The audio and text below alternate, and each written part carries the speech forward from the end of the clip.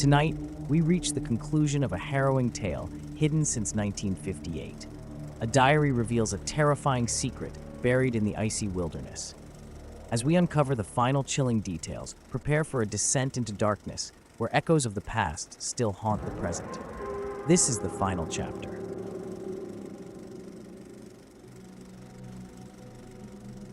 February 1st, 1959, continued. We froze. We'd been awaiting this moment anxiously for hours, but when it came at last, we still hesitated. "Below the slope. Do it, Sergei," yelled Yuri, breaking our horrified trance. Our commander smiled cruelly and hit the detonator. There was a loud crack and a boom, like thunder in the distance. A flash of flame illuminated the slope, casting it in sharp-cut shadow and light. I covered my ears. There was a rumble that echoed across the mountain. For a second, the world held still. Then the whole slope above the tent began shifting, the vibrations setting off an unstoppable chain of motion. Tons of snow were moving, sliding down with an unsettling groaning sound. The mass gained speed and struck the tent with horrible force. Silence fell on the mountain. Slowly, we picked ourselves up. The tension was palpable. We waited with bated breath. Did it work? I said finally, my voice hoarse. No one answered for a second, listening intently. Then Yuri whispered an answer. "I think it did," he said.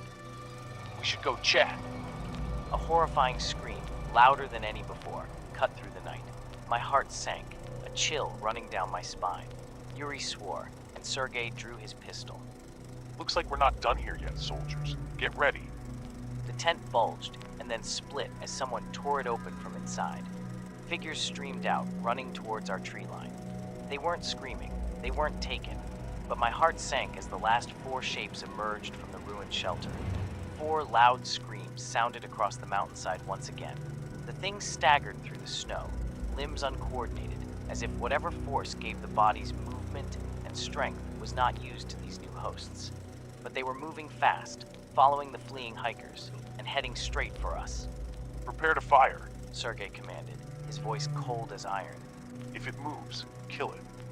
My surviving comrades kneeled in the snow, rifles trained on the incoming figures. With a crack of gunfire, we fired our first volley. We aimed with all the skill we had, trying desperately to make sure the hikers who hadn't yet been taken wouldn't die in our crossfire. One of the screaming ones went down, and I cheered, only to curse in fear as his cry of insane pain was raised up by another of the fleeing hikers. Were these things invincible? Would death only make them leap to a fresh target?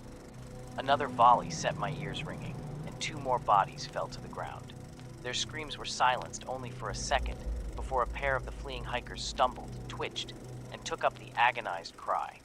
Panic spread through our group like wildfire. Discipline collapsed. The screaming men were getting closer, our gunfire doing nothing to stop their advance. First one, then two soldiers turned and fled into the forest. Then we were all running, terror seizing our minds in a horrible grip. We ran through the midnight forest, the screams of the following things echoing around us. I cried out as the ground below me suddenly fell away, and I tumbled down a small slope. A stream ran at its bottom, and I fell straight into it, ice-cold tendrils immediately spreading through my body. My comrades ran after me, some falling as I had, some keeping their footing. Sergei stood beside me and lifted me up. "What do we do?" I said desperately, panic threatening to overwhelm me again. Sergei didn't have time to answer. Over the lip of the slope we had fallen down, four shapes appeared.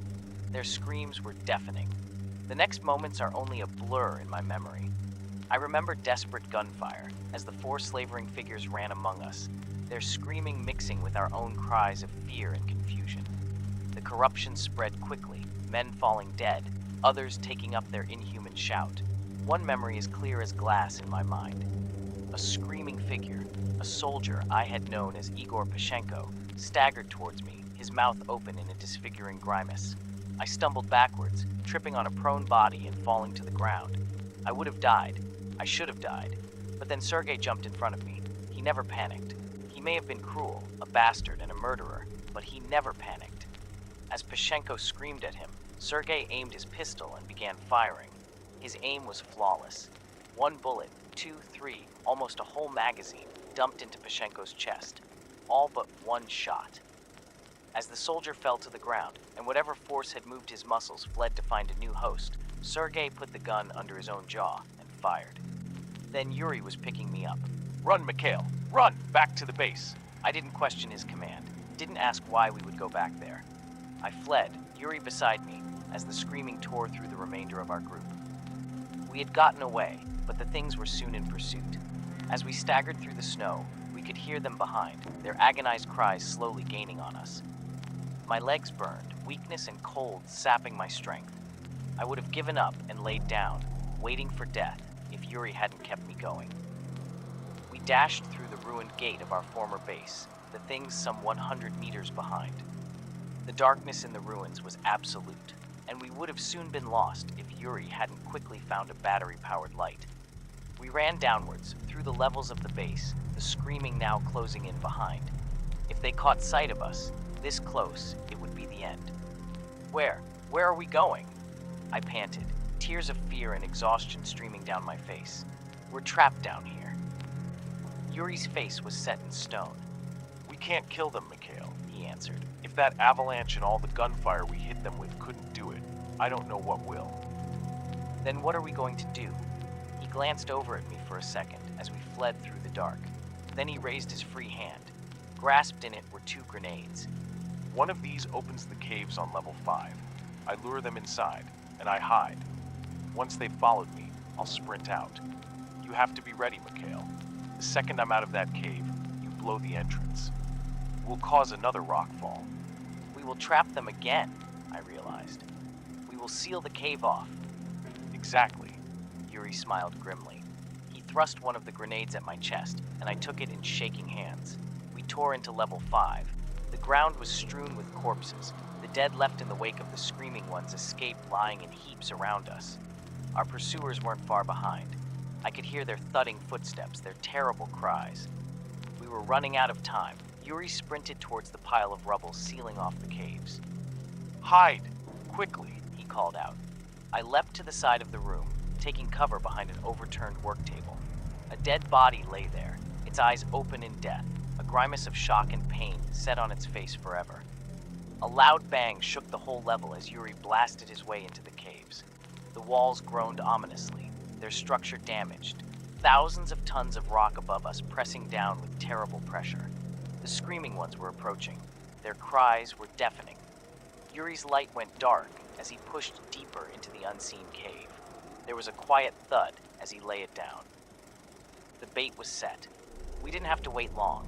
The cries of the things in pursuit rose in a crescendo as they crashed onto level 5. They didn't stop and dived straight into the caverns, following the light. I leapt from behind the table and ran to the cave entrance.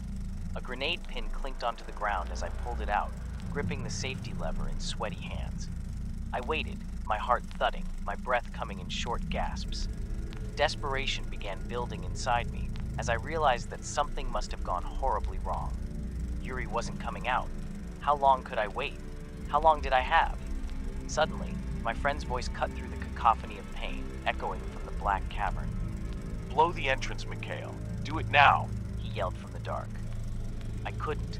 I wouldn't. My friend was in there, and I couldn't consign him to this death sentence. Yuri, I screamed desperately. I can't! My friend limped into view, staggering around a corner of the passage. 4 shapes leapt up behind him, all attention on Yuri. He hadn't been able to hide from them. We were out of time. Out of options. Do it, Mikhail. You have to. He couldn't get any further. I saw one of the pursuing bodies collapse. Yuri twitched, staggered, and fell. Tears blinded me. I released the safety lever and leapt back behind cover. There was a flash of light and a deafening boom. The screaming was drowned out. The walls shook, and the cave collapsed. Tons of rock smashed down, shattering on the ground. A cloud of dust sprang up, setting my lungs on fire.